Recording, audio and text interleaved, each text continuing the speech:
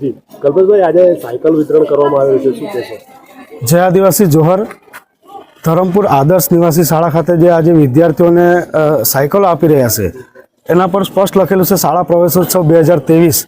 સરકાર જે આદિવાસીઓના નામે જે કરોડો રૂપિયાની ગ્રાન્ટ આવે છે, શાળા પ્રવેશોત્સવના નામે કરોડો રૂપિયા ફાળવી અને તાઇફાઓ કરે છે, તે ફક્ત અને ફક્ત આદિવાસી વિદ્યાર્થીઓ સાથે એક મજાક કરી રહ્યા છે. આજે જે સાયકલો આપી રહ્યા છે એ પણ બધી કાટ ખાયેલી છે. તમામ સાયકલોનું રિનોવેશન કરવામાં આવે છે, કલર કામ કરવામાં આવે છે અને સાયકલના ટાયર પણ ફાટી ગયેલા છે, ટ્યુબમાં હવા પણ નથી, જાળીઓ તૂટેલી છે. જે પણ વિદ્યાર્થીઓ લઈ જાય છે એ દરેક સાયકલ પાછળ એક વિદ્યાર્થીને 500થી વધારે રૂપિયાનો ખર્ચો પડશે. મને એવું લાગે છે કે આ કેટલાક અધિકારીઓ જે એસીમાં બેસીને પ્રજાના ટેક્સના પૈસાનો જે પગાર લે છે એ ફક્ત અને ફક્ત લોકો સાથે મજાક કરી રહ્યા છે. કારણ કે આ સાયકલો 1 વર્ષથી વાકલ ખાતે પડેલી હતી મારા ખ્યાલ મુજબ.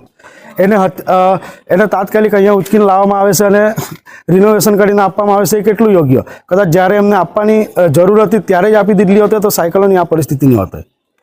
તમારી શું માંગ છે? અમારી એક જ માંગ છે કે જ્યાં સાયકલો ખરાબ હાલતમાં છે એ સાયકલો પરત લેવો અને જે નવી સાયકલો છે જે એ આપો, અને ન આપી શકતા હોય તો આદિવાસી સાથે આ મજાક કરવાનું બંધ કરે સરકાર. મારે બેબી અત્યારે 10મામાં છે. 9મા ધોરણની સાયકલ એ અત્યારે 10મામાં મળી છે. તો આ અમે સાયકલ મળી છે, આ રિપેર કરવી પડશે. અમારે 500 રૂપિયા અમારે એમાં નાખવું પડશે, એમ ખર્ચો થાય એટલો. ને બીજું તો મળીશ એટલું. આભાર.